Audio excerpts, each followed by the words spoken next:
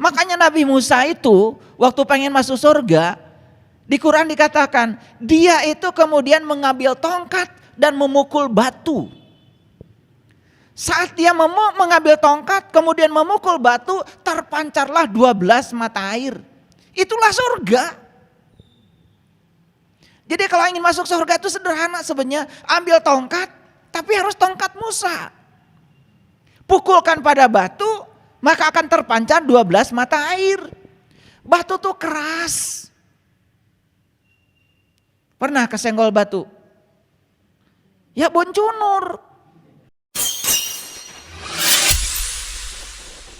Sesungguhnya awal agama itu adalah makrifatullah, mengenal Allah. Ketika ada orang datang kepada kita dalam keadaan susah, tidak pernah berpikir kalau itu adalah orang. Tetapi itu hadiah dari semesta agar kita melakukan kebaikan. Oleh karena itu, orang-orang yang sadar, setiap dia memberi kepada orang lain, dia selalu berterima kasih kepada orang yang diberi. Karena orang yang diberi itu dihadirkan semesta agar kita bisa melakukan kebaikan. Orang yang tidak sadar ketika ada orang yang datang kepada kita membawa kesusahan, biasanya dihardiknya, disuruh pergi, bahkan dibicarakan kesusahannya. Tidak sedikit orang yang ketika melihat orang lain susah itu malah membicarakan kesusahannya. Bukan menolong kesusahannya. Mencari alasan untuk tidak berbuat. Itulah manusia-manusia yang fasik. Tetapi terkadang ingin menyatakan diri sebagai orang yang baik di depan orang lain. Ketika kita punya kesadaran lebih dari orang lain yang semacam itu adalah harta karun yang sangat mahal. Oleh karena itu, maka kita setiap hari harus terus berperang melawan diri kita sendiri. Dan setiap kita berperang, pasti kita akan mendapatkan harta rampasan perang. Harta rampasan perang itu bukan senjata, bukan uang, bukan tanah, bukan rumah. Harta rampasan perang adalah harta yang harus dirampas ketika kita berperang. Di mana harta itu ada dalam diri kita. Dan harta yang paling tinggi nilainya adalah dia sendiri sang pemilik segala harta. Makanya berperang itu sesungguhnya bukan keluar, tapi berperang itu adalah ke dalam. Memerangi semua aspek kegelapan dalam diri sehingga kita bisa mengakses sumber cinta dalam diri kita yang tiada lain adalah Dia Sang Maha Cinta. Maka harta rampasan perang yang sesungguhnya adalah Allah itu sendiri. Banyak orang yang tidak mengerti ketika membahas Quran surat Al-Anfal. Surat Al-Anfal itu cerita tentang harta rampasan perang. Perang yang dimaksud selalu saja perang melumpuhkan orang lain. Padahal di Quran, kalau kita cermat membacanya, tidak ada perang melumpuhkan orang lain. Semuanya tentang perang melumpuhkan diri kita sendiri. Itu sebabnya untuk orang yang sudah mencapai kedewasaan, agama itu menjadi alat pertahanan diri untuk melindungi diri dari kejahatan diri kita sendiri. Oleh karena itu, orang yang sudah sadar, dia melihat agama bukan sebagai sesuatu yang harus dibela. Jadi tidak perlu membela agama. Yang perlu itu agama membela kita. Kita tidak perlu menyelamatkan agama. Justru agama harus menyelamatkan kita. Bahkan banyak yang tidak sadar ketika dia membela agama seakan-akan agama menjadi Tuhan baru. Padahal agama itu jalan untuk menuju Tuhan. Malah justru berhenti di titik itu. Kalau agama itu jalan, ya wajar kalau agama banyak. Karena jalan untuk menuju sesuatu titik itu pasti banyak. Dan mereka yang akan sampai di titik tujuan bukan mereka yang memilih jalan terbaik. Tetapi mereka yang tekun ketika dia sudah memutuskan jalannya dia. Ke rumah saya bisa dijangkau lewat jalan mana saja. Mau lewat Setiabudi boleh, mau lewat Cimahi boleh, lewat Cihideng boleh, mau lewat sini Jambudipa boleh, banyak jalannya. Dan orang yang akan sampai di rumah saya bukan mereka yang merasa memilih jalan terbaik, tetapi mereka yang tekun di jalan itu setelah dia memutuskan jalan yang dipilih, maka dia akan sampai. Walaupun tersesat, nggak apa-apa, tekun saja terus, nanti juga sampai kok. Makanya saya sering mengatakan hanya orang yang berani tersesat yang tidak akan pernah tersesat. Karena yang berani tersesat, ketika dia tersesat, dia pasti akan mencari petunjuk agar dia tidak tersesat. Bahkan sekarang kita sudah dimudahkan. Ada aplikasi yang namanya Google Map. Semua itu sudah di mapping, ya. Semua alamat di semesta ini sudah di mapping. Dan kita menjadi mudah, tinggal klik saja. Apalagi kita minta share lokasi, diklik saja, ikuti saja. Sampai di tujuan. Oleh karena itu, pada kesempatan yang penuh berkah ini, saya akan mengajak kita untuk berbicara lebih dalam tentang sebuah topik yang sederhana. Saya beri judul topik ini adalah melatih subjek atau mengubah objek. Ada pertanyaannya nih, melatih subjek atau mengubah objek. Kenapa judul ini muncul di intuisi saya? Karena saya melihat kenyataan hidup manusia lebih banyak menghabiskan energi untuk mengubah objek daripada melatih subjek. Padahal ketika kita mengubah objek, hadiahnya neraka. Tapi kalau kita melatih subjek, hadiahnya surga. Jadi banyak orang yang ingin surga, tetapi tidak mengerti surga itu apa. Seperti banyak orang yang takut neraka, tapi tidak mengerti neraka itu juga apa. Padahal di Quran jelas-jelas dikatakan, neraka dan surga itu bukan masalah geografis. Tapi neraka dan surga itu adalah masalah psikologis. Masalah mental. Masalah sudut pandang. Itu sebabnya kadang-kadang kita sering salah paham memahami sesuatu. Katanya dulu Nabi Adam dan Siti Hawa tinggal di surga. Dan kemudian tergoda oleh setan. Lalu beliau berdua memakan buah khuldi. Nah, gara-gara memakan buah khuldi, harusnya kalau tempat awalnya surga, tentu saja tempat barunya adalah neraka. Loh, kok tempat barunya dunia? Katanya Nabi Adam dan Siti Hawa itu diusir ke dunia.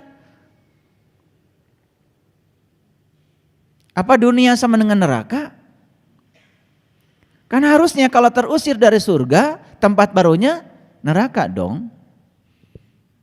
Tapi tempat barunya adalah dunia.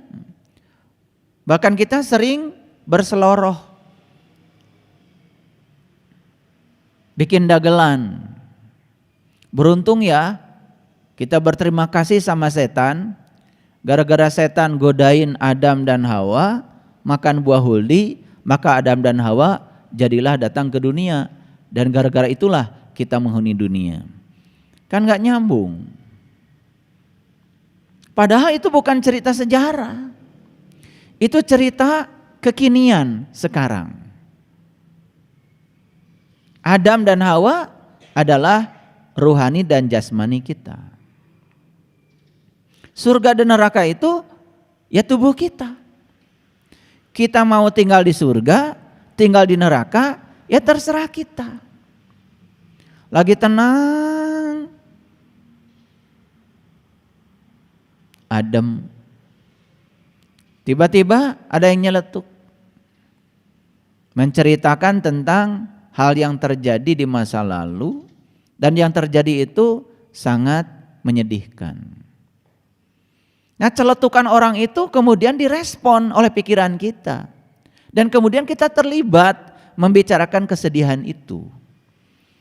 Lalu saat itu juga kita menelan buah kholdi. Ya otomatis kita pindah yang tadinya di ketenangan di surga menjadi ewuh pakewuh. Timbul kemarahan, mengingat masa lalu. Lalu tak tertahan emosi juga muncul. Suasana yang tadinya adem tiba-tiba berubah menjadi gaduh. Itulah sebetulnya cerita di Quran itu kontekstualnya begitu. Adam dan Hawa diri kita sendiri, surga dan neraka juga ada di sini. Dan saat kita menelan buah kholdi itu apa? Buah kholdi itu apa saja yang membuat pikiran kita menjadi kacau balau dan diizinkan menjadi kacau balau, itulah buah kholdi. Kita lagi adem, tiba-tiba ada orang marah-marah sama kita. Dan orang marah sama kita kan bisa direspon atau tidak. Bisa direspon, kita jadi marah. Kalau tidak direspon, dibiarkan saja, ntar juga berhenti sendiri. Sebetulnya Quran itu cerita sesederhana itu. Cuman sudah menjadi cerita sastra. Kalau cerita itu seakan-akan cerita sebuah peristiwa yang terjadi di masa lalu. Padahal Quran itu sangat update, kontekstual sekaligus juga konseptual. Dan kalau itu dibawa ke dalam kehidupan kekinian, Quran itu menjadi modern. Tapi kalau kita hanya membawa pada cerita masa lalu, Quran itu hanya cerita masa lalu, sejarah. Kalau enggak masa lalu, masa yang akan datang. Kekiniannya menjadi tidak ada. Nah, oleh karena itu, hari ini saya membawakan sebuah judul kecil saja. Dan semakin kecil, biasanya semakin dalam kita membahasnya, semakin menarik. Sehingga kita menemukan spesifikasinya. Jadi pertanyaannya, melatih subjek atau mengubah objek? Pasti sudah tahu kan jawabannya? Apa jawabannya? Ya melatih subjek.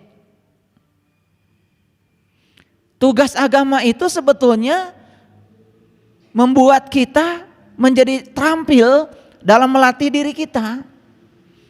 Makanya saya bilang tadi agama itu adalah alat pertahanan diri yang dibuat leluhur kita untuk melindungi diri kita dari kejahatan diri kita sendiri. Nih sekarang sedang hujan nih.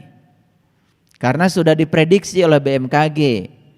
Ada yang namanya fenomena La Nina. Jadi tiba-tiba suhu dingin. Karena suhu dingin otomatis bibit-bibit hujan di angkasa sesuai dengan tekanan udara, sesuai dengan tingkat kelembabannya yang biasanya di tekanan tertentu belum mengalami kondensasi, otomatis akan mengalami perubahan fase dari fase uap menjadi fase cair. Sehingga hujan kemudian intensitasnya menjadi banyak. Bukan hanya hujan, angin kencang. Ini namanya peristiwa La Nina. Pertanyaan saya, bisa gitu kalian mengubah hujan? Bisa kalian mengubah iklim? Gak bisa. Yang bisa kalian lakukan adalah pakai jaket. Keluar rumah, dingin, terus marah-marah sama hujan. Tidak menyelesaikan masalah. Buat apa kalian cerita iklim? Adanya begitu kok. Buat apa cerita kalau di luar dingin, adanya begitu kok. Kalian diberi akal, ya pakai jaket. Gitu aja kok susah. Daripada kita menutup mulut orang, kan lebih bagus kita menutup telinga sendiri. Karena mulut orang dibawa orang, bau lagi. Nutupnya gimana? Dibawa dia. Tapi telinga kita nggak bau kan? Dan milik kita, ada dekat kita. Tutupnya juga dibawa oleh kita. Ya tutup aja telingamu, kan selesai. Daripada nutup mulut orang. Inilah yang dimaksud oleh saya melatih subjek atau mengubah objek. Dan siapapun yang mencoba mengubah objek, hadiahnya neraka. Dan siapapun yang melatih subjek, hadiahnya surga. Jadi surga itu bisa diciptakan sekarang. Di sini saat ini sekarang, kalau kita terampil melatih subjek. Terampil melatih subjek berarti terampil melatih diri kita sendiri. Paham sampai sini? Ini baru judulnya dulu. Kadang-kadang saya setengah jam cerita judul aja. Nah, kalau judulnya terlalu berat, ini kan enteng judulnya. Nah, judulnya enteng, tetapi implementasinya karena kita terbiasa menghukumi orang, menilai orang, menjustifikasi orang, terbiasa kita keluar ketika saya mengajak ke dalam menjadi sesuatu yang berat. Judulnya ringan, prakteknya biasa yang berat. Betul? Iya, kan ada peribahasa semut ya di seberang lautan sana kelihatan. Tapi gajah di pelupuk mata gak kelihatan. Memang, karena kalau terlalu dekat ke mata ketutup kan, jadi gak bisa lihat. Tapi itu peribahasa masuk akal. Biasanya begitu ya. Nah oleh karena itu saya mengajak kita semua, yuk kita sekarang mulai berfokus pada diri sendiri kalau ingin surga. Karena saat kita berfokus pada diri kita sendiri, maka kita akan menemukan kedamaian. Dan kita tidak menyalahkan siapapun. Makanya saya pernah mengajarkan, ungkapkan saja cinta, jangan memaksakan cinta, maka kamu akan dicintai. Mengungkapkan cinta berarti melatih subjek. Tapi memaksakan cinta mengubah objek. Kan kita selama ini memaksa orang lain supaya perhatian sama saya. Memaksa orang lain supaya baik sama saya. Memaksa orang lain seperti yang saya mau. Kan begitu? Itu namanya mengubah objek. Hadiahnya neraka. Daripada kita susah-susah mengubah orang, yang orang itu juga bukan tanggung jawab kita, dan kita juga tidak punya kuasa untuk mengendalikan dia, kita hanya punya kuasa mengendalikan diri sendiri. Kenapa kita tidak mengendalikan yang bisa dikendalikan saja, yaitu diri sendiri? Itu. Nah oleh karena itu sebelum masuk judulnya, saya akan searching dulu beberapa ayat, biar kelihatan ngaji. Kalau ngaji nggak pakai ayat tuh katanya nggak, kurang mantep. Kalian kan biasa pakai ayat kan, jadi sekarang pakai ayat dulu, biar kelihatan ngajinya. Oke. Ayat yang pertama saya ingin menunjukkan Quran surat Al-Baqarah nih. Ini masih di bagian pendahuluan, yaitu ayat yang ke-24. Gak usah dibaca semua, bagian-bagian tertentu saja yang dibaca. Nah, saya akan baca yang ini nih, ya. Fattakun narol lati waquduhan nasu wal hijarah uiddat lil kafirin. Itu aja, yang bagian itu aja. Yang bagian-bagian tertentunya nanti dibahas. Sebenarnya sudah ada kajian khusus surat Al-Baqarah. Ya, satu flash disk itu, 23 pertemuan. Tuh, jadi kalau ingin memilikinya ya silakan. Nanti bisa menghubungi panitia, ya. Saya ingin membahas yang bagian ini saja. Fattakun narallati waquduhan nasu wal hijarah uiddat lil kafirin. Ini terjemahannya adalah peliharalah dirimu dari neraka. Ini kan tugasnya sederhana, peliharalah dirimu dari neraka. Ini kalimat sangat cerdas sebetulnya. Fattakun narallati, peliharalah dirimu dari neraka. Apa pesan dari ayat ini? Pesannya sederhana. Kita disuruh memelihara diri kita dari neraka karena saking dekatnya neraka kepada kita. Betul nggak? Atau belum kebayang ya? Gini, ada orang berdiri di dekat jurang. Pasti kita tergoda kan untuk mengatakan, awas, jurang. Dan kalau dia berdiri jauh dari jurang mah tidak mungkin, awas jurang. Kartos. Ada orang bawa air panas. Pasti kita tergerak untuk mengatakan, awas, panas. Ari mau wacai ti isma, tara make awas. Betul nggak? Nah, kenapa Allah mengatakan fattakun narallati ya waquduhan nasu wal hijarah, pelihara dirimu dari neraka, karena neraka itu dekat sekali. Bahkan neraka itu adalah diri kita sendiri. Makanya di Quran dikatakan fa ammal ladina syaqu fa finnar lahum fiha zafirun wa saikun. Neraka itu adalah tempat di mana kamu masih bernafas.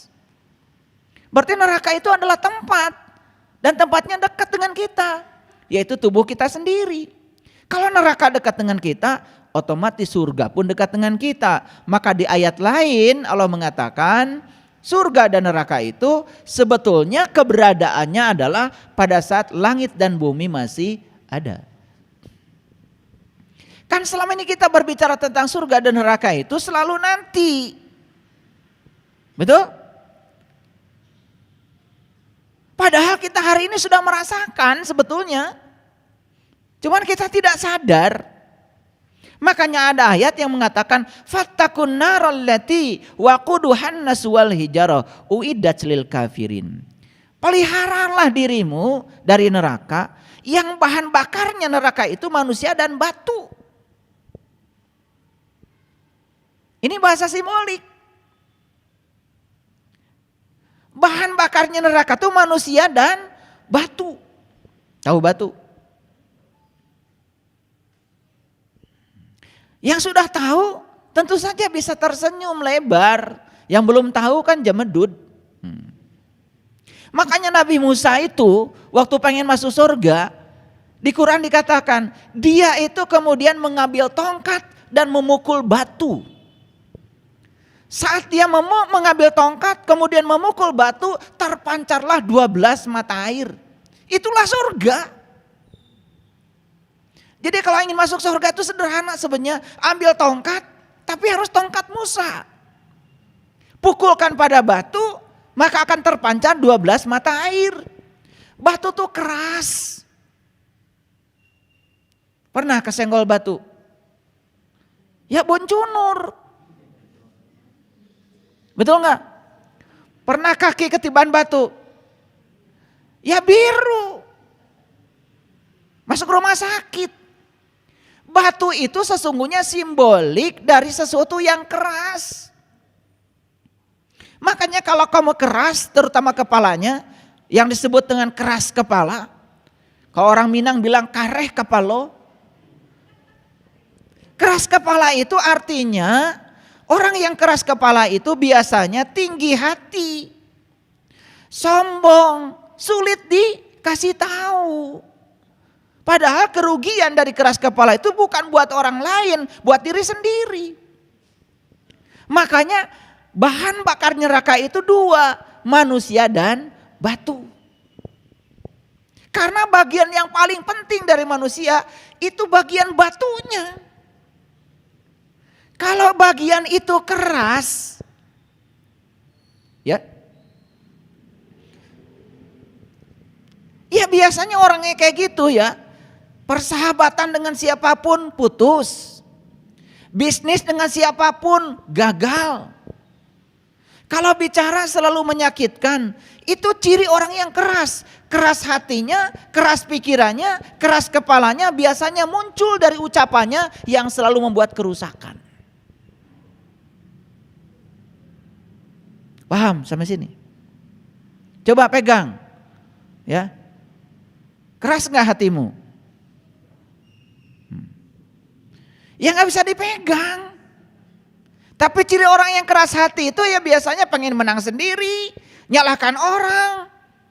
Tidak pernah berfokus pada dirinya sendiri. Orang yang keras hatinya tidak mungkin bisa melatih subjek.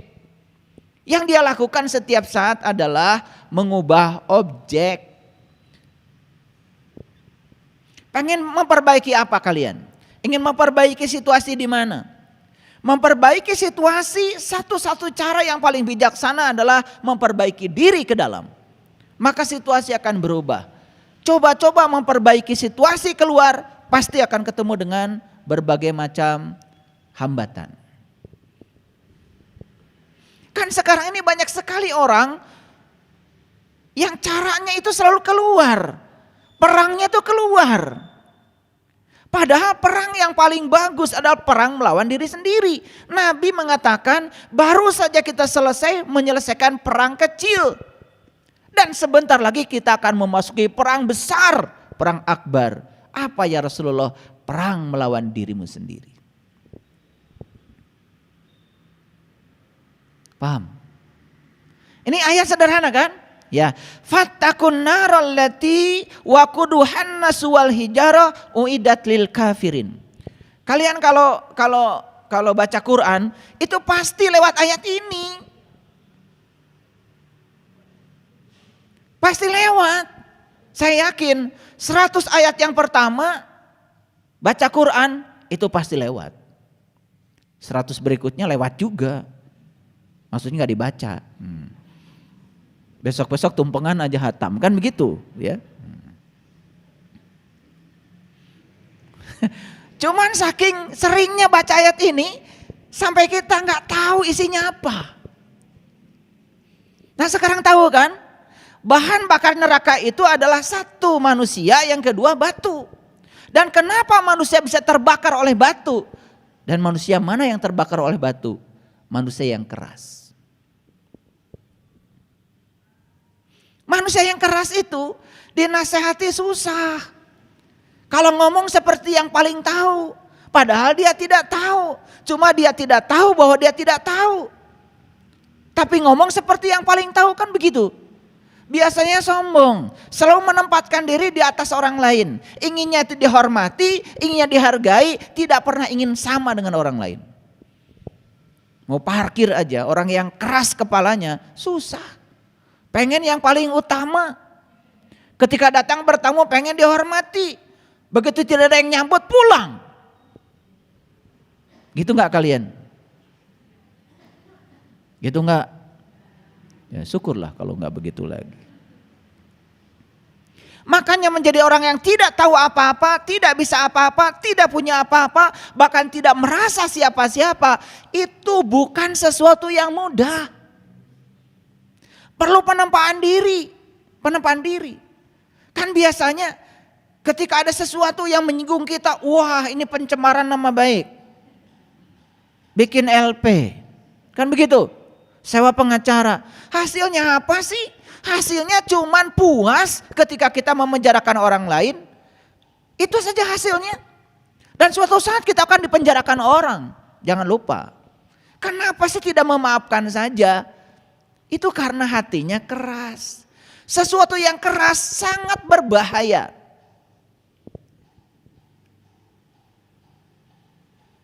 Pernah kesenggol yang keras? Pernah?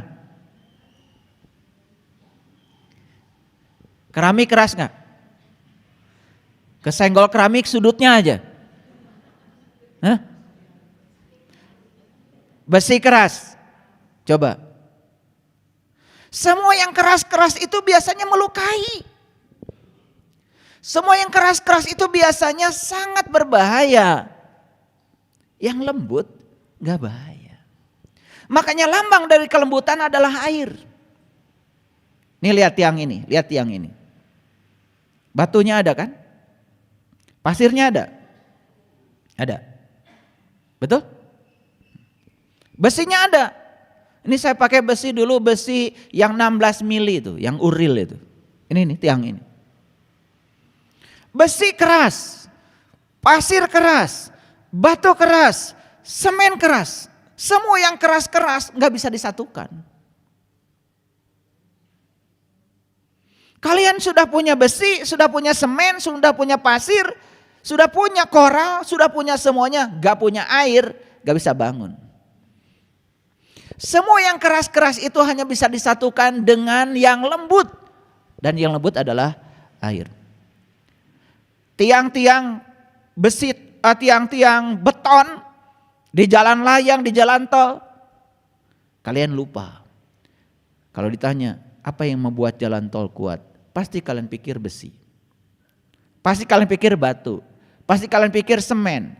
Pasti kalian pikir pasir. Betul? Pasti kalian pikir koral. Semua itu lemah. Semua yang keras itu lemah. Dan kalau tidak disatukan dengan yang lembut yang bernama air, gak ada jalan tol. Makanya semesta ini sekarang sudah terlalu banyak orang-orang yang keras. Dan orang-orang yang keras itu adalah potensi untuk menimbulkan neraka. Maka perlu hadir orang-orang yang lembut. Makanya Allah menyatakan dirinya Al-Latif. Kenapa? Air itu saking lembutnya bisa meresap kemanapun. Betul? Bahkan coran yang setebal apapun, kalau di atas ada air itu bisa meresap. Kalau saya tumpahkan air ke karpet ini, pasti air meresap ke karpet. Dan kita tidak pernah mengatakan karpet meresap ke air. Wih, itu karpet meresap ke air. Gak pernah. Karena yang keras tidak pernah meresap pada yang lembut. Tapi yang lembut bisa meresap pada yang keras. Itulah Allah menampakkan dirinya Al-Latif. Kenapa? Dia meliputi seluruh semesta raya. Saintifik sekali, masuk akal. Makanya dia selalu ada di mana-mana. Dia selalu hadir di mana-mana. Dia sang kehadiran, dia sang keberadaan. Karena dia maha lembut. Karena maha lembut, dia menjadi maha tahu. Saya kasih tahu. Ingin pintar? Sederhana. Jadilah orang yang lembut. Karena ketika kita lembut, kita akan banyak tahu. Orang yang lembut itu lentur. Semua yang lentur tidak berbahaya.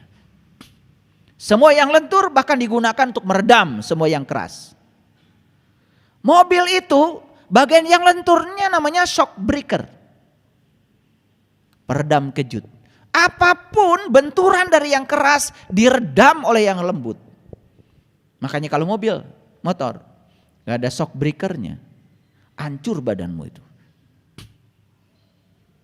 Betul?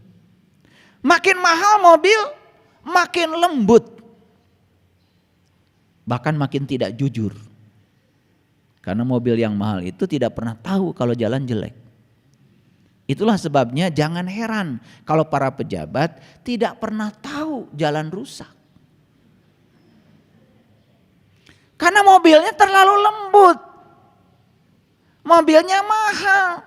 Serusak apapun jalan bagi dia bagus saja. Karena mobilnya punya peredam kejut yang bagus. Jadi jangan nyalahkan pejabat. Salah sendiri kalian, mobilnya murah, jalan jelek jadi jujur. Itu. Makanya jangan nyalahkan orang, salahkan dirimu. Besok-besok jangan beli mobil murah lagi. Nah ini melatih subjek, tetapi tidak mengubah objek. Kan dikit-dikit protes, dikit-dikit demo. Ya. Makanya semua perusahaan-perusahaan asing, saya dengar berita yang terbaru di Bekasi, di Kerawang, ada banyak pabrik yang kemudian pergi. Perusahaan asing tidak mau membuka usaha di sini lagi. Karena apa? Terlalu banyak orang yang protes.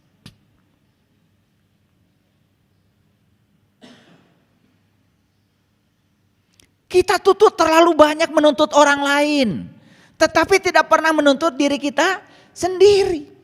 Makanya Bung Karno pernah ngasih kan, jangan pernah tanya apa yang negara berikan padamu, tapi apa yang bisa kamu berikan pada negaramu. Itu yang disebut dengan negarawan tuh begitu. Selalu punya tanggung jawab memikirkan yang banyak. Makanya saya sering mengatakan, siapapun orang yang sudah menemukan berkah dalam hidupnya, maka dia sudah menemukan tujuan hidup. Dan siapa yang mengembangkan berkahnya, sehingga berkah melimpah tanpa batas dari segala arah, dia bagikan pada semua orang yang perlu berkahnya, dia sudah menemukan arti hidup. Itulah sebaik-baiknya manusia yang berguna bagi yang lain. Ini boro-boro mikiran batur. Diri sorangan ge tulunganeun. Rek kumahanya angan kanu poekeun ari urangna poek. Rek kumaha ngahudangkeun kanu sare urangna molor keneh. Rek kumaha nulung kanu butuh da urang ge butuh keneh. Rek kumaha nalang kanu susah da urang ge susah tulunganeun. Rek nepak kanu poho kumaha da urang oge can eling. Rek nganter kanu keung kumaha da urang ge sieunan keneh. Betul? Nah, makanya Rasulullah mengatakan ibda bin nafsi, mulailah dari dirimu sendiri. Saya membahas judul ini hanya ingin menegaskan kepada kita semua, yuk kita mulai berorientasi pada diri sendiri. Karena kita punya tanggung jawab besar terhadap diri sendiri. Kalau kita sudah menyelesaikan tanggung jawab pada diri sendiri, barulah kita mulai memikirkan orang lain. Nah, kembali pada ayat ini, sekali lagi ayat ini mengatakan fattakun narallati waquduhan nas wal hijarah uiddat lil kafirin. Pelihara dirimu dari neraka yang bahan bakarnya manusia dan batu. Jadi kalau bahan bakar neraka itu manusia, berarti nerakanya juga ada di sini. Ayo tunjuk manusia yang mana? Tunjuk. Ini kan? Ini kan? Ini tuh bahan bakar. Ini bisa jadi bahan bakar, bisa tidak, tergantung kita. Mau kebakar atau tidak. Namanya juga bahan bakar. Bahan bakar itu bahan yang mudah terbakar. Jujur ya, jujur nih saya mau tanya. Bahan bakar apa artinya tadi? Bahan yang mudah terbakar. Ulangi apa? Yang suka membakar apa? Api. Jujur ya. Kalau kalian kena api, terbakar enggak? Jujur nih. Api kebencian, api kemarahan, api dendam, api fitnah. Kan itu yang membakar kita tiap hari. Masuk akal enggak kalau ayat ini mengatakan begitu? Neraka itu bahan bakarnya adalah manusia. Berarti manusia itu mudah terbakar. Jujur nih saya tanya. Mudah terbakar mana manusia dengan bensin? Mulai jujur ya. Karena selama ini kita mengatakan bahan bakar tuh Pertalite, Pertamax. Itu gak bahaya, terbakarnya pun di ruang yang khusus. Pertamax dibakar di ruang bakar. Di dalam, bahkan hasil bakar Pertamax mengeluarkan energi. Energi bisa memutarkan ban, ban bisa mengantarkan kita kemanapun. Pesawat itu menggunakan bahan bakar. Kapal laut menggunakan bahan bakar. Truk menggunakan bahan bakar. Dan dengan adanya bahan bakar itu kan menjadi surga bahkan. Pertamax itu dibakar jadi surga. Buktinya kita bisa pergi kemanapun kita mau. Tapi kalau kalian terbakar, bahaya. Goreng patut. Betul enggak? Iya. Makanya manusia terjelek itu manusia yang sedang dibakar oleh amarahnya. Jadi kalau kalian sampai sekarang belum tahu siapa yang terjelek di dunia ini, lihat kalian ketika sedang marah, ngaca, goreng patut. Kahartos itu ente. Wayahna we. Saya juga nggak tahu. Kemarin ditanya sama tim kreatif ini, ayah Selasa besok judulnya apa? Itu suka langsung ngetik aja tangan saya. Dan saya juga nggak tahu kalau hari ini akan bicara ini. Begitu duduk di sini saya meditasi, ternyata yang keluar ayatnya ini. Ya udah. Ulangi. Ayat ini mengatakan, peliharalah dirimu dari neraka yang bahan bakarnya manusia dan batu. Jadi sekarang jelas ya, bahan bakar neraka itu siapa? Manusia. Jadi neraka itu nanti apa sekarang? Ayeuna ada kudu aya bahan bakarna. Pernah lihat suluh lihat? Kayu bakar pernah lihat? Boleh nggak beli kayu bakar online? Kayu bakarnya pun online, virtual. Nggak boleh. Kita baru akan merasakan api kalau kayu bakarnya nyata. Nanti katanya di akhirat. Bahan bakarnya manusia. Manusia kan geus tumpur. Kaharti teu? Kan suluh teh kudu aya jirimna. Kalan bahan bakar neraka itu manusia atau manusia kudu aya. Meh katingali ka beuleumna. Jadi sekarang kita baru sadar, oh ternyata saya setiap hari sering terbakar. Makanya wajah kalian itu kelihatan gosong. Kayak saya sering sebut, kalian tuh kayak uka-uka. Orang yang terbakar terus oleh ambisinya, terbakar oleh kemarahannya, terbakar oleh kesulitan pikirannya. Maaf, mau dibedakin kayak apa, tetap gosong. Malah tambah goreng patut.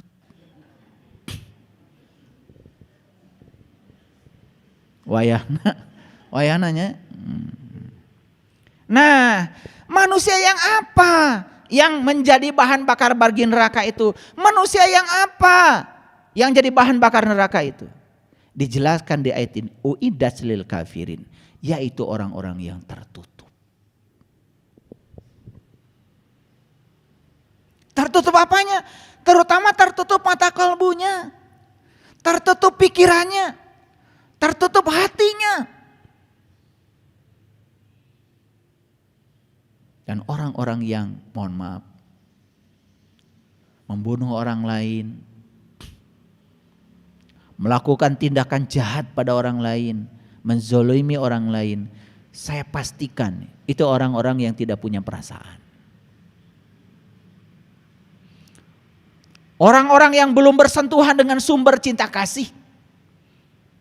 Orang-orang yang tidak punya kesadaran. Kalau dia sadar bahwa sesungguhnya Allah meliputi semua manusia. Allah meliputi semua manusia. Inna rabbaka ahata binnas. Sesungguhnya Tuhanmu meliputi segala manusia. Kalau kita sadar bahwa Allah yang sama meliputi seluruh manusia, bagaimana mungkin kita merendahkan orang lain? Nah, kenapa dia belum sadar itu? Karena masih tertutup pikirannya. Masih tertutup kalbunya. Masih tertutup, masih keras. Dia masih batu. Makanya batu mah bahaya. Katinggang ku batu leutik we, nyeri. Paham sekarang? Jadi masuk akal ya kalau bahan neraka itu adalah manusia dan batu. Ini bahasa simbolik yang sangat keren. Ini bahasa sastra tingkat tinggi. Dan siapa manusia yang akan jadi bahan bakar itu? Itu manusia yang masih tertutup. Uiddat lil kafirin. Sekali lagi, orang kafir bukan orang yang berbeda keyakinan dengan kamu. Orang kafir adalah orang yang masih tertutup. Pertanyaannya, tanya pada dirimu. Kalau masih terbakar, berarti kamu masih tertutup. Itu. Makanya saya mengajarkan 7 jangan sama kalian. 1, jangan suka menyesali keadaan. Karena menyesali keadaan berarti menyalahkan pihak lain. 2, jangan mudah tersinggung dengan hal yang sepele. Mudah tersinggung berarti masih terbakar. kalian jadi bahan bakar dari neraka. Yang ketiga, jangan suka memikirkan hari esok yang tidak-tidak. Hidup di hari ini, saat ini, sekarang. Kalian menjadi takut kalau memikirkan hari esok. Yang keempat, jangan suka memikirkan sesuatu yang susah diubah. Yang susah diubah adalah masa lalu. Masa lalu gak bisa diubah. Yang bisa kalian ubah adalah subjeknya. Latih subjeknya, jangan mengubah objeknya. Masa lalu tidak bisa diubah. Yang bisa diubah adalah cara pandangmu terhadap masa lalu. Yang ke-6, ya, jangan iri hati.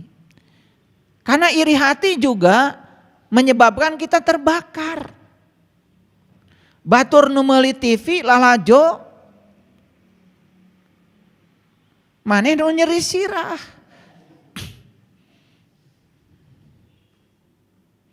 Batur nu meuli mobil, jalan-jalan, piknik, maneh anu mah. Itu iksa maneh.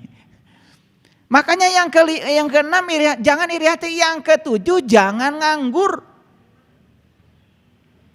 Ya. 1, jangan menyesali keadaan. 2, jangan mudah tersinggung dengan hal-hal yang sepele. 3, jangan suka memikirkan hari esok yang tidak-tidak. 4, jangan memikirkan yang tidak bisa diubah. Ya. 5, jangan iri hati. 6, jangan nganggur. Ya. Yang ketujuh, jangan hidup dengan pembanding. Sepanjang kita membanding-bandingkan diri kita dengan orang lain, sepanjang itu pula kita tidak akan pernah menjadi diri kita sendiri. Kabelem. Sok boga mobil, ningali mobil tatangga leuwih alus. Asa eueuh ta mobil teh. Boga imah tipe 2 hiji, ningali imah di Setra Duta. Asa ngaleungit ta imah tipe 2 hiji teh. Betul? Betul? Iya. Mun penek tong sok leumpang jenuh jangkung. Bakal karasa ta maneh penekna.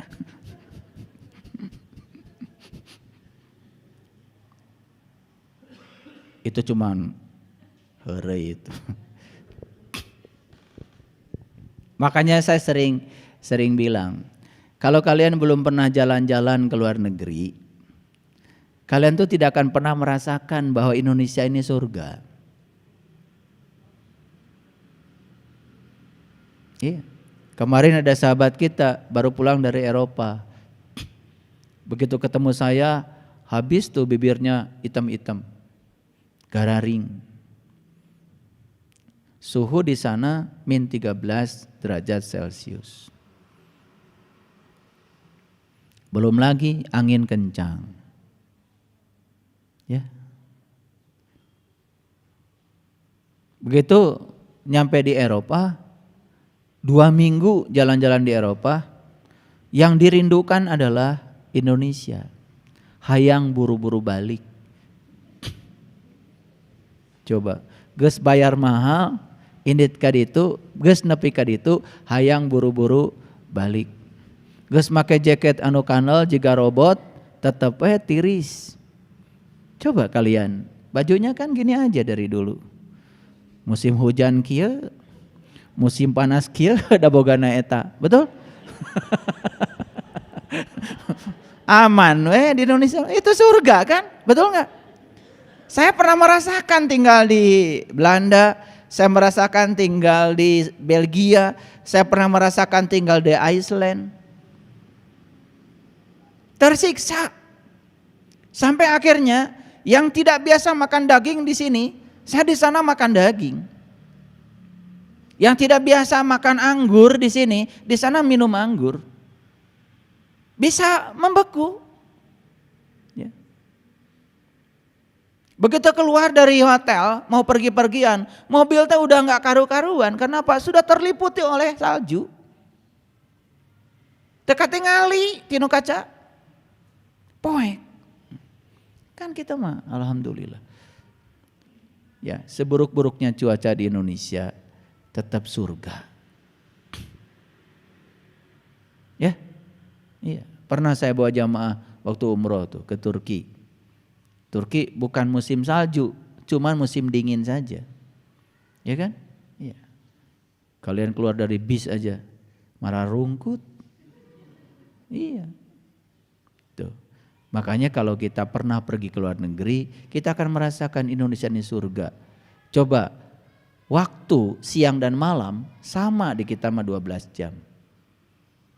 Di Iceland kadang-kadang siangnya cuma 3 jam. Malamnya ya lebih lama. Kadang-kadang kebalik. Seperti itu.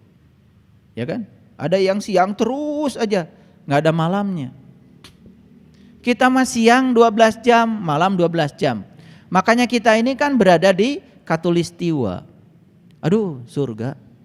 Makanya kalau orang-orang luar pergi ke sini, Indonesia comfortable, sangat nyaman. Apalagi disebut Indonesia nyaman, Bandung. Bandung nyaman sekali. Betul? Iya, coba.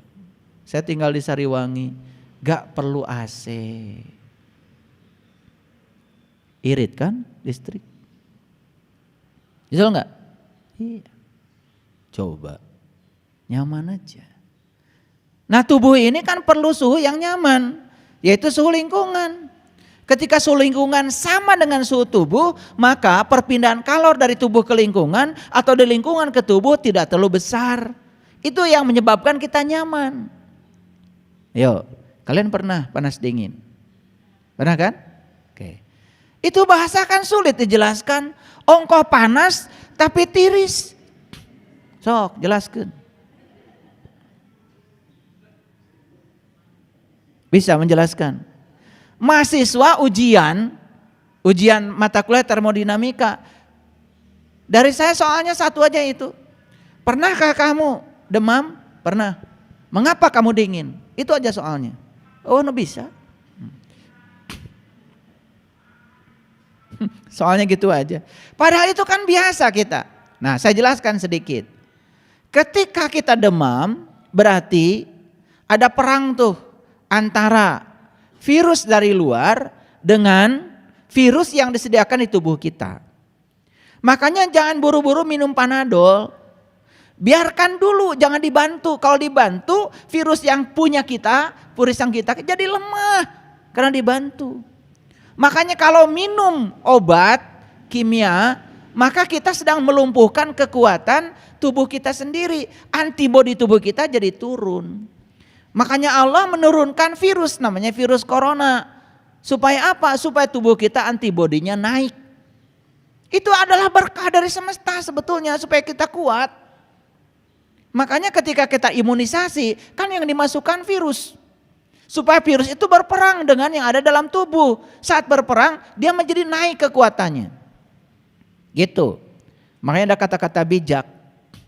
Kekuatan tidak pernah lahir dari kemenangan. Tapi kekuatan hanya lahir pada saat kamu menemukan kesulitan, kamu tidak pernah mengalah. Kekuatan tidak pernah lahir dari kemenangan. Kekuatan hanya lahir pada saat kamu menemukan kesulitan, kamu tidak pernah menyerah. Di situ kekuatan akan muncul. Ketika tubuh kita sedang menghantam virus dari luar, biarkan, jangan dibantu. Supaya antibodinya naik, kan begitu. Nah, ketika tubuh kita demam, apa yang terjadi? Perbedaan suhu antara tubuh kita dengan lingkungan kita itu sangat ekstrim. Sedangkan yang namanya kalor itu berpindah dari tempat yang suhu tinggi ke tempat yang suhu rendah. Semakin ekstrim beda suhunya, semakin banyak kalor yang lepas. Nah, itu yang menyebabkan kenapa ketika kita demam kita merasa dingin. Karena jumlah kalor yang lepas ke lingkungan terlalu banyak dalam waktu yang singkat. Nah, sekarang kalian sehat kan? Suhu tubuh kalian dengan tubuh lingkungan tidak terlalu banyak bedanya. Makanya kalaupun ada kalor yang berpindah dari tubuh ke lingkungan atau dari lingkungan ke tubuh, kan tidak terlalu ekstrim. Itu yang menyebabkan kita nyaman. Makanya kalau ingin nyaman, jangan ekstrim. Antara senang dengan sedih jangan terlalu jauh jaraknya. Kalau didekatkan jaraknya, kita tidak akan gampang sedih. Coba, sekarang kalian pergi ke tempat yang tinggi. Kemana? Pangalengan atau Ciwidey. Mulai kan perlu jaket. Kenapa? Beda suhu tubuhmu dengan tubuh lingkungan di sana terlalu ekstrim. Sehingga apa? Jumlah kalori yang mengalir dari tubuh keluar terlalu cepat. Akibatnya kalian jadi mudah lapar. Eker mah beki dahar. Ini sains. Tapi yang begini-begini kadang-kadang tidak dipahami. Karena kita tidak pernah bertanya. Banyak peristiwa yang mengalir di kehidupan kita begitu saja lewat. Tidak ada pertanyaan di sini. Daya kritis kita sudah hilang. Itu yang menyebabkan kita rugi hidup di dunia tuh. Hari umur panjang tapi bubudakeun wae. Ari huis mangges loba. Makanya di Quran ada kata-kata ya, ada anak kecil yang beruban. Itu bahasa simbolik anak kecil yang beruban teh kolot mah kolot umurna. Geus loba ari huisna mah, tapi bubudakeun keneh. Nu awewe resep boneka, nu lalaki resep keneh mobilan. Eta penyakit. Ulangi lagi ayat ini, paham ya? Jadi bahan bakar neraka itu apa? Manusia dan batu. Paham sekarang? Nah, kalau tidak mau jadi bahan neraka, maka mulai sekarang lembutkan. Lembutkan. Bagaimana cara supaya kita lembut? Sentuh Dia yang maha lembut. Kudu panggih. Kudu bisa tauhid, kudu bisa ngahiji. Yang disebut dengan manunggaling kaulalan Gusti itu, kalau orang yang sudah manunggal bersama yang maha lembut, pasti akan lembut. Nyaahan, dedehan, ningali batur susah yang mere. Beda kalau orang yang keras, susah tersentuh. Karena semua yang keras sulit untuk bergetar. Kartos. Ulangi, semua yang keras sulit bergetar.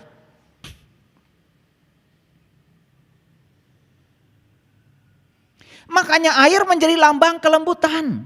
Ternyata yang bisa mempersatukan semua yang keras itu cuman yang lembut, yaitu air. Paham? Ingin gak kalian jadi pemersatu? Ini berantem sama ini sarua heurasna. Harus ada yang lembutnya. Pasti akan bisa menyatu. Ieu mah nu misah sarua heuras oge, hese. Paham? Nah, lanjut dulu. Ini masih searching dulu ayat ya, supaya ngerti. Yuk, kita lihat. Ini ayat yang berikutnya. Wattaqu yaumal la taji nafsun an nafsin syai'a wala yuqbalu minha syafa'atun wala yukhadhu minha adlun walahum yunsyurun. Dan jagalah dirimu dari hari di mana seseorang tidak dapat membela orang lain, walau sedikit pun. Wattaqu yaumal la tazi nafsun an nafsin syai'a wala yuqbalu minha syafa'atun wala yukhadhu minha adlun walahum yunsyurun. Dan jagalah dirimu dari hari yang seseorang tidak dapat membela orang lain walaupun sedikit. Dan tidak diterima lagi yang namanya syafaat. Dan tidak diterima lagi yang namanya tebusan daripadanya. Dan tidaklah mereka akan ditolong. Kapan hari itu? Hari di mana kita sudah kehilangan tubuh.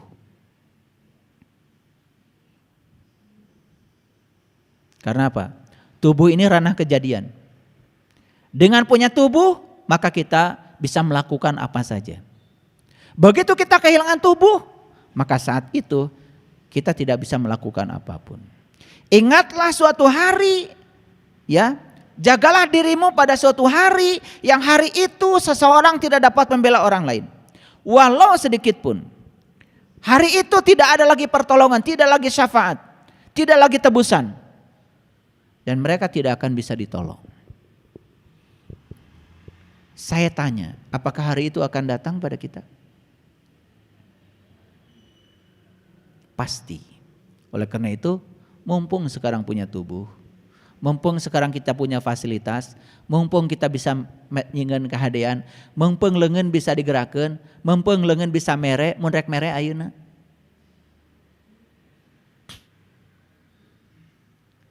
Pada suatu saat eta leungeun maneh teh bakal eueuh. Moal bisa mere.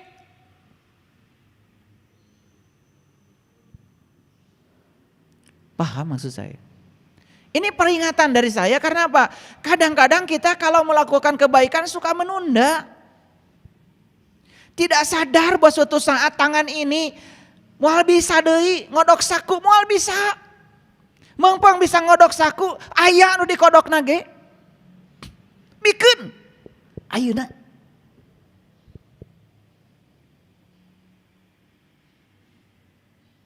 Ya. Tempo hari kita pergi ke Jelekong. Survei tanah. Kang Firman beli makanan. Hampir 900.000. Udah. Karena uangnya punya Kang Firman, saya ganti. Kang Firman gak mau. Udah ya. Biar dari saya katanya. Tapi karena saya sudah niat itu uang itu memang mau dikeluarkan. Begitu saya masukkan lagi ke saku, udah terima kasih Kang Firman. Ya we. Jol iya. Saya 800.000 teh. Karena saya punya kesadaran, mumpung bisa ngodok, nu dikodokna ge aya. Saya mau kasih tahu ya, kita bisa memasukkan tangan ke saku ini merupakan anugerah. Suatu saat kita nggak bisa lagi, bahkan sakunya juga nggak ada. Rek iraha tuh, lamun lain ayeuna. Yang gitu-gitu tekan kadang-kadang oleh kita nggak terpikir, betul nggak? Bisa muka dompet berjeng, aya isi dompetna, ayeuna keur aya awak. Ingat suatu hari, jagalah dirimu, jaga dirimu dari suatu hari yang hari itu seseorang tidak bisa membela orang lain. Walau sedikit pun, yang hari itu tidak lagi namanya syafaat, yang hari itu tidak lagi yang namanya tebusan, yang hari itu tidak lagi ada pertolongan. Hari itu pasti akan datang. Cing atuh pelit teh. Makanya saya kasih tahu, kalau rezeki ingin banyak 3 caranya. Hiji teangan, gawe. Lain ngadoa wae. Nomor kedua, bagikan. Yang ketiga, apapun yang pernah kita berikan pada orang lain akan datang sebagai penerimaan. Gak usah ragu. Tidak ada pemberian buat orang lain, semua pemberian buat dirimu sendiri. Semua buat kita. Ingat, ini ayat mengatakan, wattaku, jagalah dirimu dari satu hari itu yang segalanya menjadi tidak berarti. Maaf, rumahmu berarti sekarang karena kamu punya tubuh. Uangmu berarti sekarang karena kamu punya tubuh. Sendokmu di dapur berarti sekarang karena punya tubuh. Nanti mobilmu yang mewah pun gak ada artinya lagi saat kehilangan tubuh. Hari itu pasti akan datang. Maaf ya, hari ini saya kok pengen kencang ya ngomongnya. Gak tahu ya, ini ada yang kencang dari dalam. Ini kayaknya kalian begitu ya.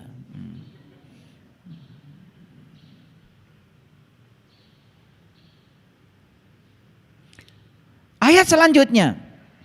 Wa idh qala Musa liqaumihi ya qaumi innakum dolamtum anfusakum bitikhadikumul ijla fatubu ila bari'ikum faqtulu anfusakum zalikum khairul lakum inda bari'ikum fataba alaikum innahu huwat tawwabur rahim. Dan ingatlah ketika Musa berkata kepada kaumnya, hai kaumku, sesungguhnya kamu telah menganiaya dirimu sendiri karena kamu telah menjadikan anak lembu sebagai sesembahanmu. Maka di Quran ada cerita Al-Baqarah, sapi betina, ada cerita anaknya Al-Baqarah. anaknya sapi betina. Sudah tahu?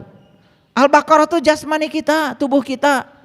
Anaknya Al-Baqarah itu apa? Anaknya Al-Baqarah itu segala hal yang berhubungan dengan urusan jasmani. Jangan lupa, dirimu bukan hanya jasmani. Dirimu ada ruhnya yang harus kamu jaga, yang harus kamu pelihara. Maka jadi diingatkan, hei kaumku, sesungguhnya kamu telah menganiaya dirimu sendiri. Karena kamu telah menjadikan anak lembu sebagai sesembahan. Menjadikan anak lembu sebagai sesembahan artinya fokusmu dalam hidup hanya untuk urusan tubuhmu. Bagus, bagus, tubuh juga punya hak untuk itu. Tapi kalau cuma itu, melupakan yang ada dalam diri kita, yaitu jiwa kita. Ruh yang ada dalam diri kita tentu saja tidak adil. Maka bertaubatlah kepada Tuhanmu yang menjadikan kamu dan bunuhlah dirimu. Ini ada kata-kata yang sangat luar biasa. Apa yang harus dibunuh dari diri kita? Apa yang harus dibunuh dari diri kita? Bunuhlah kesombongan kita, bunuhlah ego kita, bunuh diri palsu kita. Jadilah diri sejatimu yang sebenarnya. Karena semua orang-orang yang keras rata-rata karena sedang menjadi diri palsu. Dikendalikan oleh egonya. Dan ego itu adalah pikiran yang gelap. Pikiran yang gelap karena tidak pernah bersentuhan dengan kesadaran. Hal itu lebih baik bagimu pada sisi Tuhanmu yang menjadikan kamu. Maka Allah akan menerima taubatmu. Allah hanya akan menerima taubatmu kalau kamu sudah sukses membunuh dirimu. Ini ayat jelas sekali. Allah akan menerima taubatmu kalau kamu sudah sukses membunuh dirimu. Dan saya percaya, siapa saja yang sukses membunuh dirinya, membunuh egonya, membunuh akunya, membunuh diri palsunya, maka dia tidak mungkin lagi jadi bahan bakar bagi neraka. Kenapa? Begitu seseorang sudah bisa bunuh diri dalam tanda kutip, maka dia akan menjadi lembut. Mohon maaf. Kalian bisa merasakan ya, bagaimana kalian dulu sebelum saya ajarkan untuk meniti ke dalam diri. Keras gak kepalang, betul? Orang lain ngajak pasea, di paseaan. Orang lain benci, tambah benci. Dulu kan begitu kalian. Sekarang kalian berubah. Tidak lagi layanan, tesaruana, sabar, seetik. Kan wesatik oge. Yang penting sudah mulai. Nah itu sudah mulai bunuh diri tuh, ya. Artinya diri kita tidak direlakan lagi menjadi bahan bakar api neraka. Sudah lembut. Paham ya? Asik gak ngaji kayak gini? Asik. Kalau ngerti. Makanya ngaji itu yang ngerti, ya. Namanya juga ngaji. Ya, tong loba maca. Bajing teu ngarti. Kita lihat ya ayat selanjutnya. Maaf.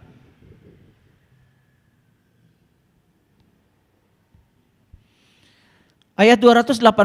Ini agak banyak dulu ya ayat-ayatnya supaya untuk dasar. Wattaqu yauma turja'una fihi ilallah summa tuwaffa kullu nafsim ma kasabat wa hum la yudlamun. Dan peliharalah dirimu. Ini kan semua peliharalah dirimu, jagalah dirimu. Ini ayat semua yang saya bacakan untuk melatih subjek. Jadi sesuai dengan judul tadi, melatih subjek atau mengubah objek. Semua ayat yang saya bacakan ini adalah perintah untuk melatih subjek, bukan? Coba kita lihat ayat ini. Dan peliharalah dirimu. Dari apa? Dari hari yang waktu itu kamu semua dikembalikan kepada Allah. Kapan hari itu? Kapan hari itu? Saat mati? Bukan. Dikembalikan kepada Allah gak usah nunggu mati. Ini adalah hari pada saat kamu sudah bisa mati sebelum mati. Gak usah kita membicarakan mati yang itu. Bicarakanlah mati sebelum mati. Kullu nafsin zaikatul maut. Setiap yang bernyawa harus merasakan rasanya mati. Dan hari itu akan datang bagi orang yang mau. Itulah hari pertemuan kita dengan sang sejati yang ada pada diri kita. Jagalah dirimu dari hari yang waktu itu semua dikembalikan kepada Allah. Kemudian masing-masing diberi balasan yang sempurna terhadap apa yang telah dikerjakan. Sedang mereka sedikit pun tidak dianiaya. Itulah saat kita ikro kitabaka kafa binafsika al yauma alaika hasiba. Saat itu kita sedang menyaksikan kitab amal kita. Tidak ada yang teraniaya. Semua kebaikanmu akan kelihatan dan semua keburukanmu juga akan kelihatan. Itulah saat dimana kamu bisa membaca kitabmu sendiri. Bahwa di Quran dikatakan ikra kitabaka kafa binafsika al yauma alaika hasiba. Bacalah kitabmu, cukuplah itu sebagai juru hisabmu. Beruntung ya yang sudah tahu hari ini. Hari yang disebutkan di ayat ini yang sudah tahu beruntung. Tetapi menjadi rugi pada saat kita sedang membaca kitab kita tidak jujur pada diri kita sendiri. Disitulah kita perlu jujur. Karena di situ kita akan melihat diri kita. Terangnya kelihatan, gelapnya juga kelihatan. Saat kita, mohon maaf, saat kita betul-betul bisa memelihara diri, saat itu juga kita akan melihat matahari sesejuk bulan. Kita melihat bintang tanpa batas di langit terdekat kita. Ada sedikit saja dalam diri kita keraguan, ada sedikit saja dalam diri kita halangan. Saat itu kita terhalang dari melihat itu. Mungkin pernah ya? Pernah kan? Bayangkan ketika kalian tidak terhalang. Pada saat itu kalian betul-betul kasyaf. Saat itu kalian betul-betul terbuka hijabnya. Fakasyafna anka gidoaka pabasyarukal yaumal hadid. Pada hari di mana penglihatanmu menjadi amat tajam. Saat itu kalian merasakan suatu kegembiraan yang luar biasa. Di situ kalian bisa merampas harta rampasan perang. Jadi merampas harta rampasan itu artinya adalah menyingkirkan segala penghalang yang dapat menutupi pandangan kita kepada Dia, Sang Maha Sejati yang ada dalam diri kita. Itu. Makanya ayat ini mengatakan jagalah dirimu. Dari hari yang waktu itu semua dikembalikan kepada Allah. Masing-masing diberi balasan yang sempurna terhadap apa yang dikerjakannya. Sedang mereka sedikit pun tidak teraniaya.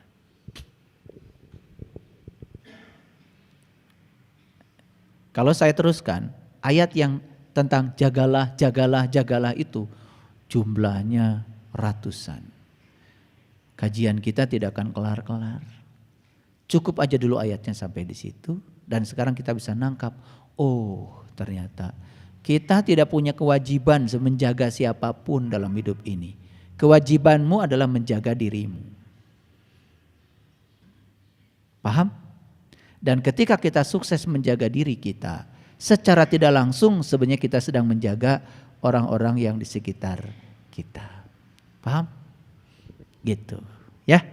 Oke, sekarang saya akan masuk dulu ke kajian kita. Melatih subjek atau mengubah objek? Jawabannya sudah ketemu kan? Melatih subjek. Jadi sekarang fokus pada diri kita sendiri. Oke. Saya ingin menjelaskan bahasa Indonesia sedikit nih. Kalau kita berbicara struktur kalimat dalam bahasa Indonesia, pasti subjek, predikat, objek, keterangan, pelengkap. Itu namanya kalimat sempurna. Pernah belajar dulu kan waktu SD? Ya, subjek, predikat, objek, keterangan, pelengkap. Yang perlu diwaspadai ini kata predikat. Kan predikat itu biasanya menyangkut identitas. Betul enggak? Ya. Seseorang lulus sarjana dengan predikat uyuhan. Ya uyuhan lulus maksudnya.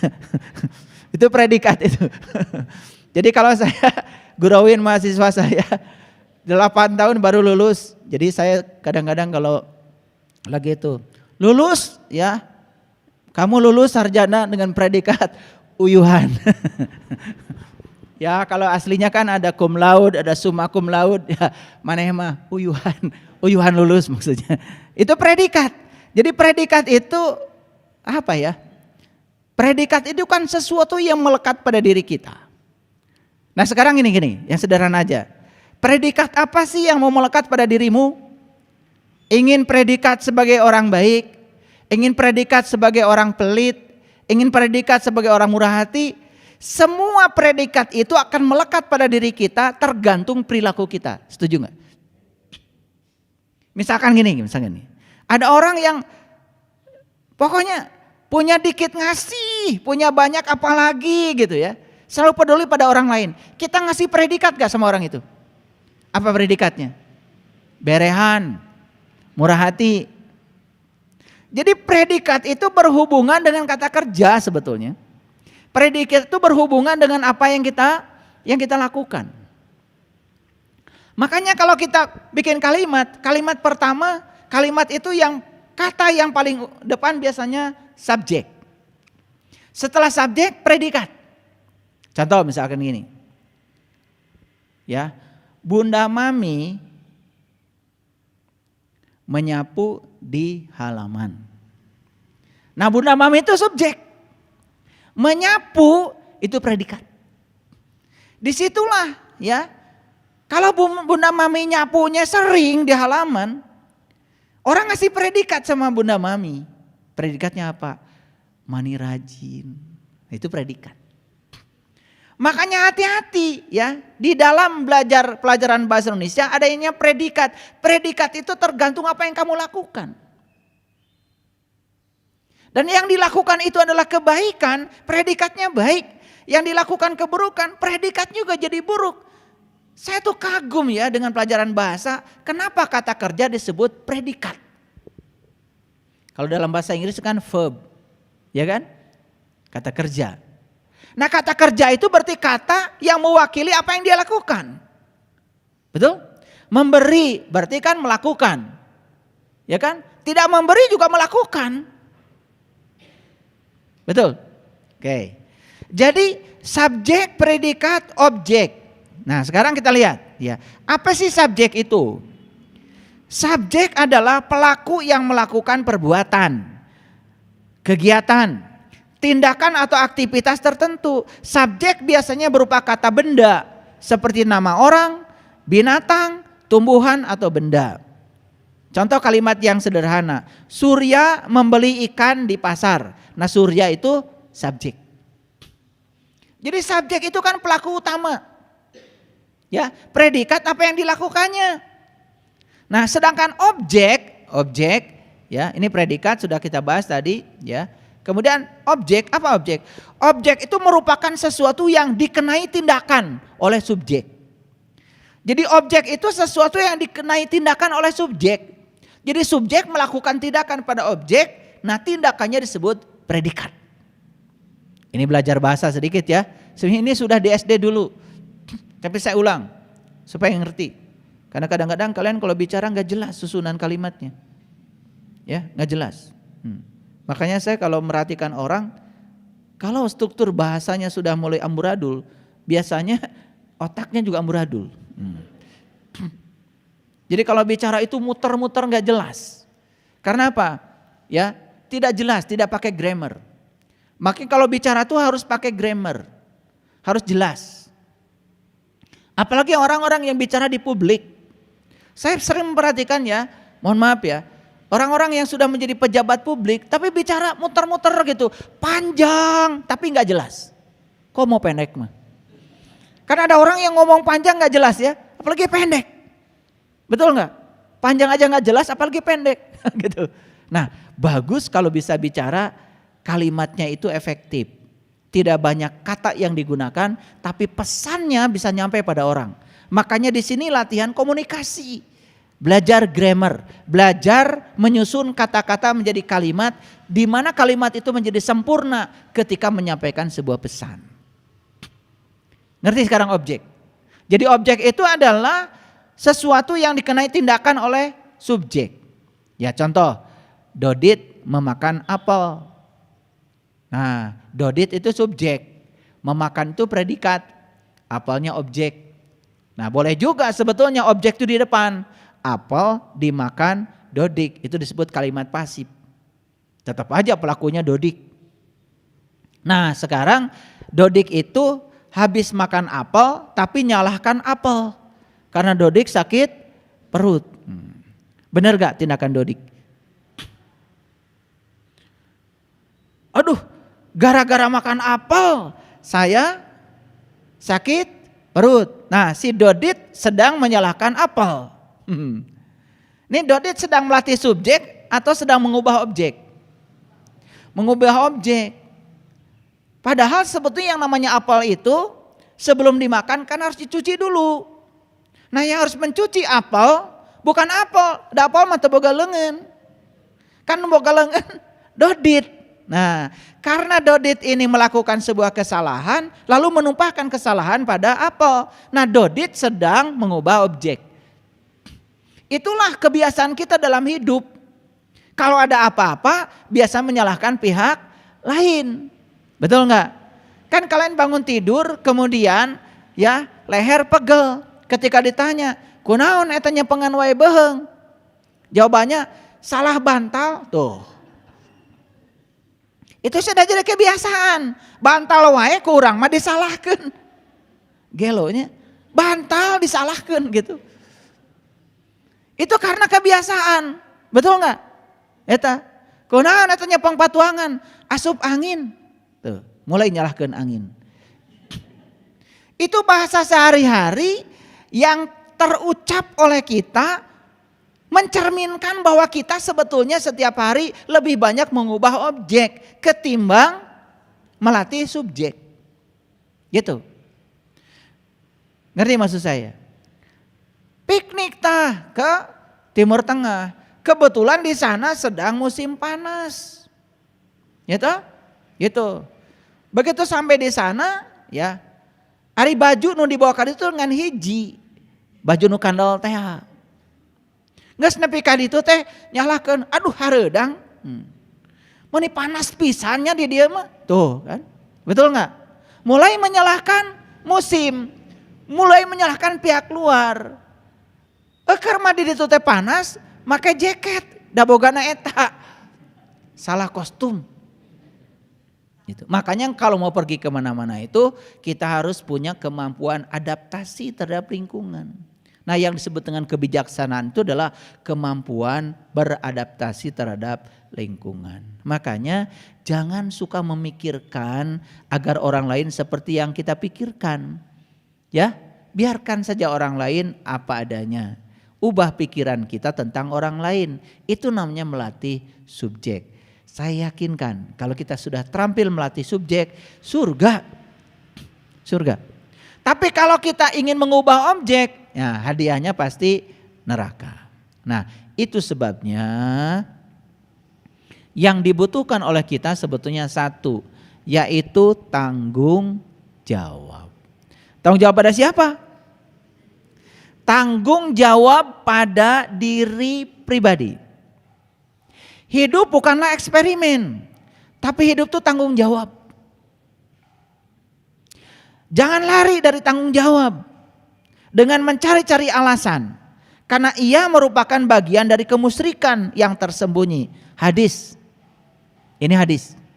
Jadi Nabi Muhammad sendiri mengatakan jangan lari dari tanggung jawab dengan mencari-cari alasan atau pembenaran.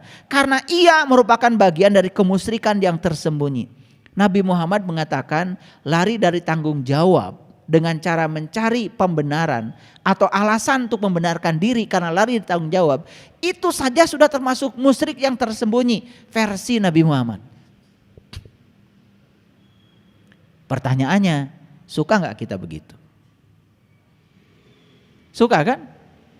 Padahal sudah belajar bahwa semua yang terjadi dalam kehidupan kita adalah reaksi. Hasil dari aksi kita sendiri. Aksi dan reaksi adalah hukum karma. Hukum sebab akibat. Tidak ada yang datang dalam kehidupan kita yang datangnya itu tiba-tiba. Semua yang datang dalam kehidupan kita, kita sendiri yang mengundangnya. Cuman kita sering tidak sadar bahwa kitalah yang telah mengundang itu datang.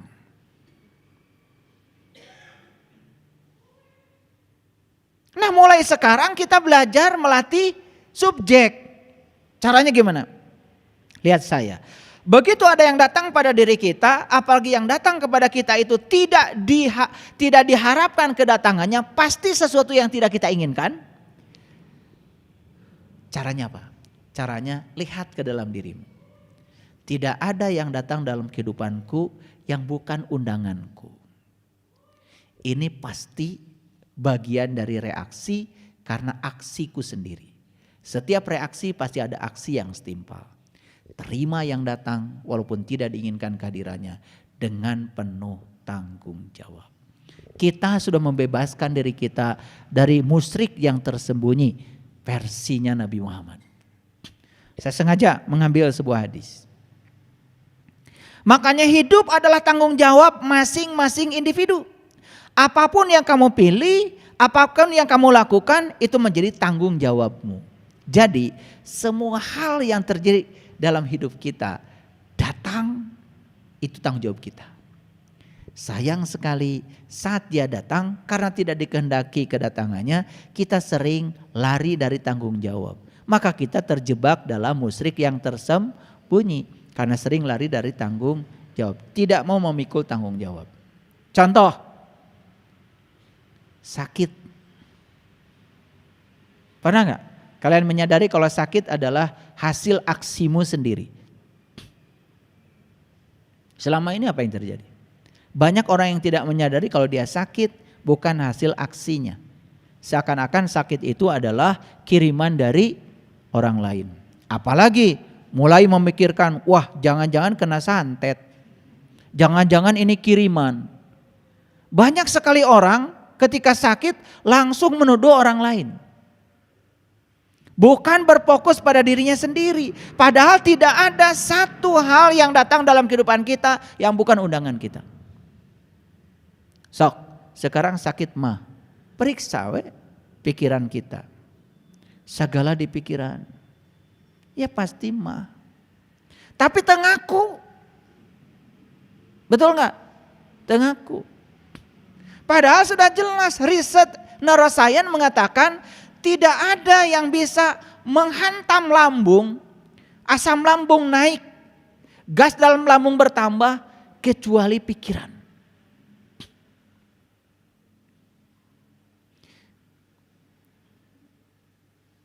Nah kita menyalahkan pihak lain, menyalahkan angin,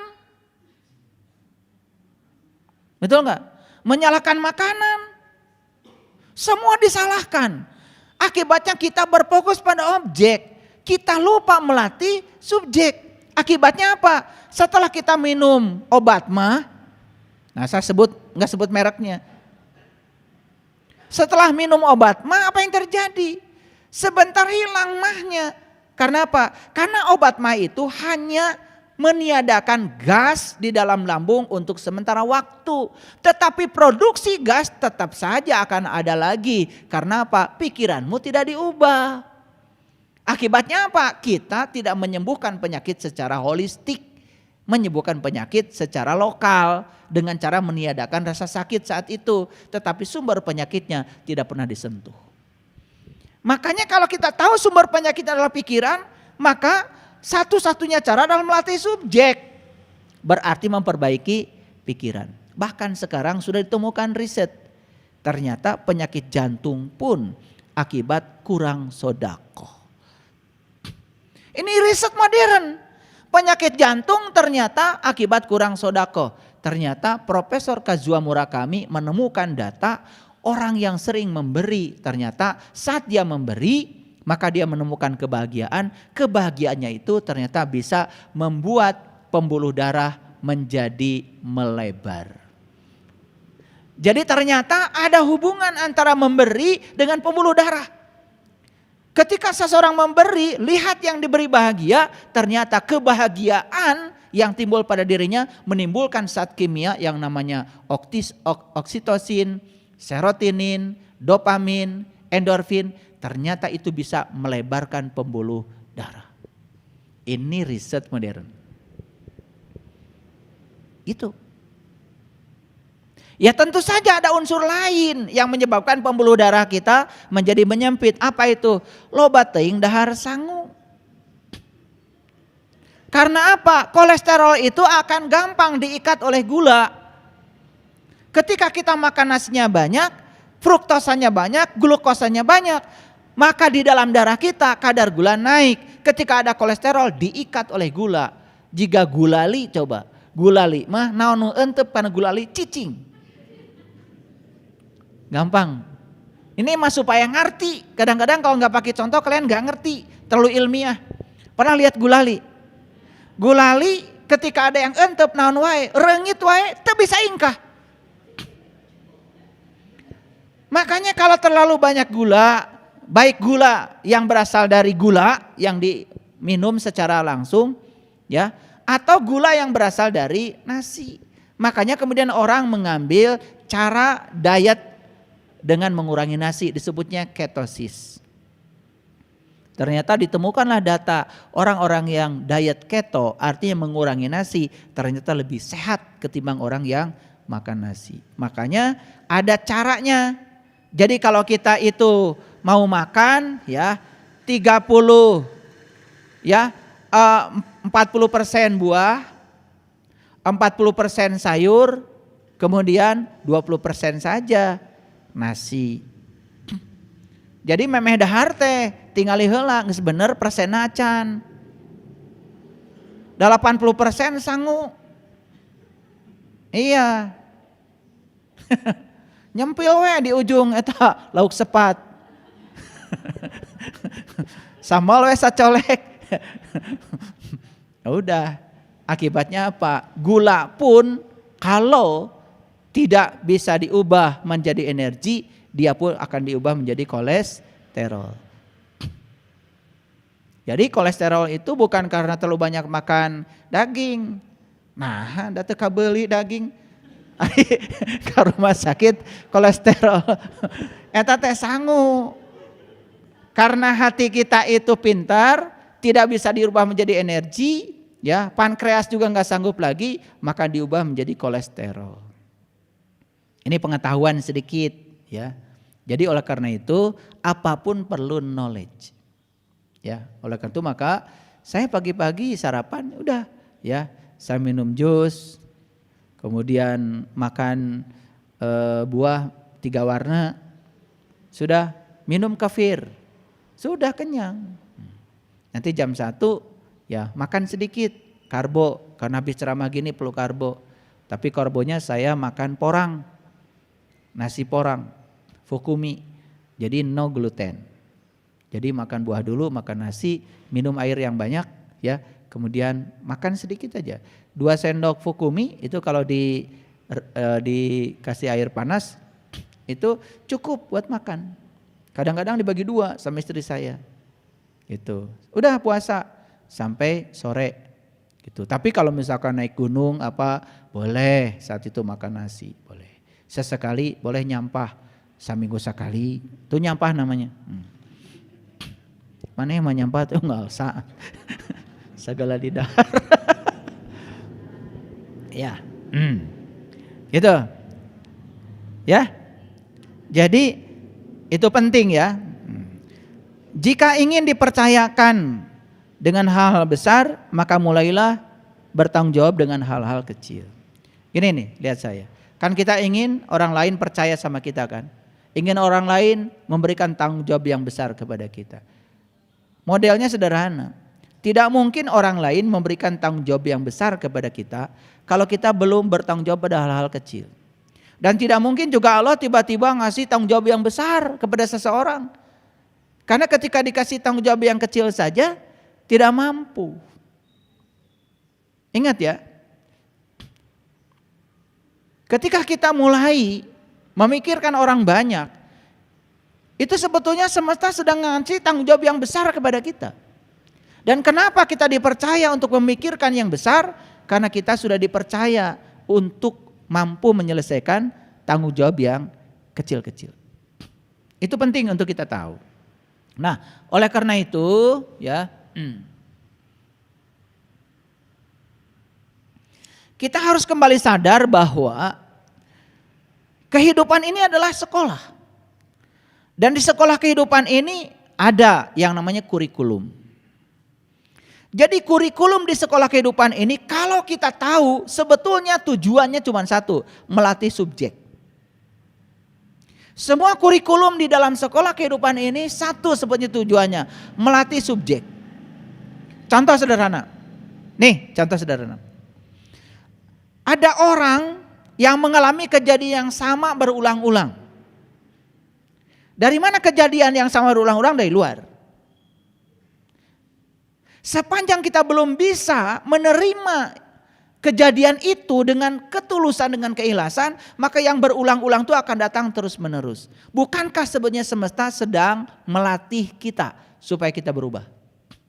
Begitu kita mengubah, asalnya menolak menjadi menerima terhadap yang datang berulang-ulang, yang berulang-ulang stop, tidak ada lagi.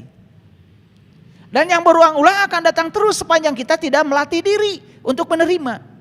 Makanya pelajaran dari semesta yang pertama adalah melatih subjek.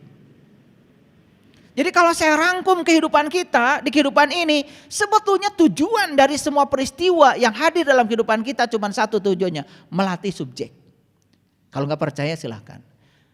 Lihat dalam hidup ada yang datang berulang-ulang kepada kita yang kita tidak ingin. Sepanjang kita tidak mengubah diri kita untuk bisa menerimanya, yang datang berulang-ulang, yang tidak diinginkan itu akan datang berulang-ulang. Begitu kita sudah melatih diri dan bisa menerima seutuhnya, stop. Ganti yang lain. Bukan berarti stop tidak ada lagi, ganti yang lain. Episodenya diganti. Tetapi bukan eta wae. Yang kedua, bukan mengubah objek. Bukan berfokus kepada perubahan di luar diri. Tidak penting kita mengubah objek. Karena yang paling penting adalah melatih subjek. Nah sekarang stop mengubah objek. Jadi saya sudah ngasih wiridan, sangat ampuh wiridan itu. Jangan usil, jangan komentar, maafkan, biarkan. Jadi kalau saya ditanya, ayah bagaimana caranya supaya orang yang terdekat dengan saya berubah? Dah, mau kasih wiridan? Mau. Wiridannya jangan usil, jangan komentar, maafkan, biarkan. Karena usil yang kita lakukan keluar berarti sedang mengubah objek. Komentar yang kita lakukan keluar sedang mengubah objek. Ubah saja subjeknya, latih diri kita. Ternyata begitu kita mengubah ke dalam, yang di luar kok ikut berubah ya. Itu dahsyatnya ketika perubahan dilakukan ke dalam. Saya kasih tahu tadi, merubah ke dalam surga hadiahnya. Mengubah keluar neraka hadiahnya. Jadi agama adalah alat pertahanan diri untuk melindungi diri dari kejahatan diri kita sendiri. Jadi kita tidak perlu melindungi siapapun. Lindungi aja diri kita dari kejahatan diri kita sendiri.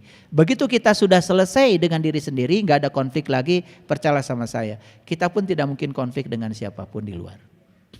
Makanya ada kata-kata bijak, begitu seseorang menemukan rumah suci di dalam, semua yang di luar menjadi suci. Begitu seseorang menemukan keindahan di dalam, semua di luar menjadi indah. Begitu seseorang menemukan kemuliaan yang di dalam, apapun yang di luar menjadi mulia. Jadi itulah surga. Surga adalah orientasi pada diri sendiri.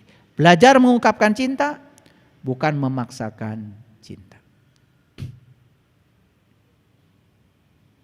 Jadi sudah terjawab enggak judul ini? Sudah terjawab? Oke. Melatih subjek atau mengubah objek? Jawabannya apa? Oke. Siap? Oke. Mulai sekarang berfokus pada dirimu sendiri. Belajar bertanggung jawab pada dirimu sendiri. Disitulah surga akan ditemukan. Kenapa selalu banyak konflik? Karena kalian terlalu banyak membuang energi untuk mengubah objek. Sementara kalian tidak punya energi untuk melatih subjek. Terima kasih.